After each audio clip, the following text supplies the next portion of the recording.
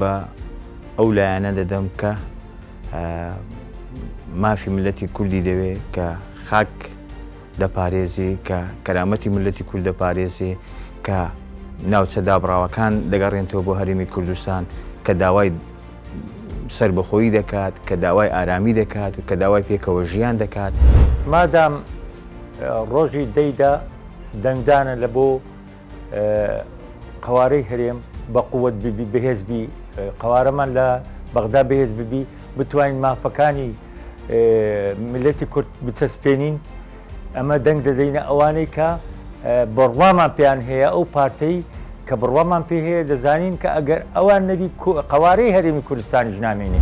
من قوتابی بڕیارم داوە دەنگ بدەم، داوە لە ئێوە قوتابیانش دەکەم دەنگ بدەن بۆ ئەوەی مافەکانمان پارێزراوبی لە قوت و ژیان و موتە.